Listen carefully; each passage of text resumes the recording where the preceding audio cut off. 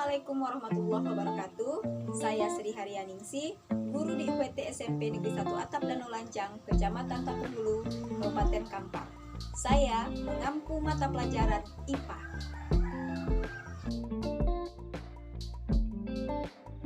Hai anak ibu semuanya, sebelum kita memulai materi pelajaran, mari kita berdoa menurut agama dan kepercayaan kita masing-masing. Berdoa dimulai. Berdoa selesai. Assalamualaikum warahmatullahi wabarakatuh. Pernahkah kalian melakukan ini? Atau ini? Untuk melakukan dua hal tersebut, yaitu memanaskan air dan menjemur pakaian, kita memerlukan panas.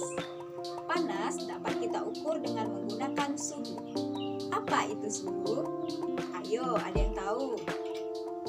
Ya, suhu adalah derajat panas atau dingin suatu zat. Kita dapat merasakan panas dengan menggunakan tangan. Tapi, kita tidak bisa menentukan berapa angka pasti dari panas tersebut. Oleh karena itu, kita menggunakan suatu alat yang disebut dengan termometer. Adapun contoh-contoh termometer seperti pada gambar berikut. Pada umumnya, termometer memiliki 4 skala, yaitu Celsius, Reaumur, Fahrenheit, dan Kelvin. Untuk melakukan konversi suhu, kita memerlukan beberapa angka yang kita sebut dengan angka penting. Yang pertama, yaitu angka perbandingan selisih antara titik didih dan titik beku masing-masing termometer.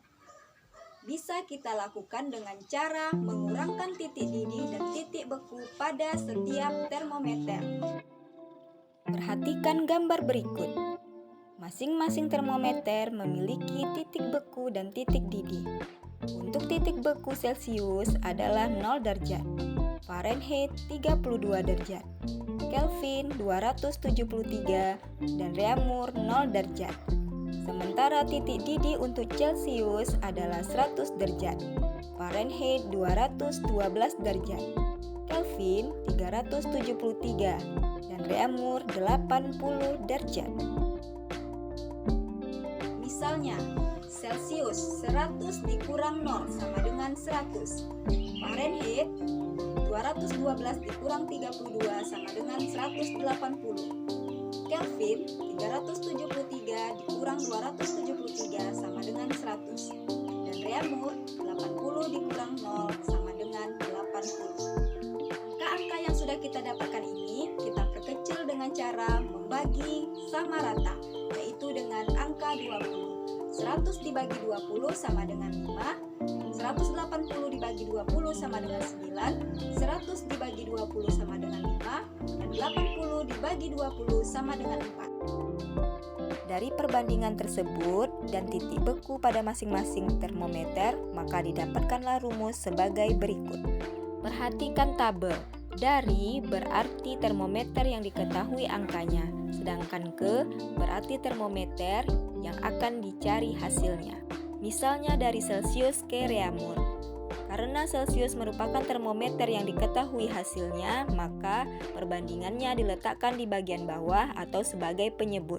Sedangkan Reaumur sebagai termometer yang akan dicari hasilnya, maka perbandingannya diletakkan di bagian atas atau sebagai pembilang, sehingga rumusnya menjadi 4/5 dikali C.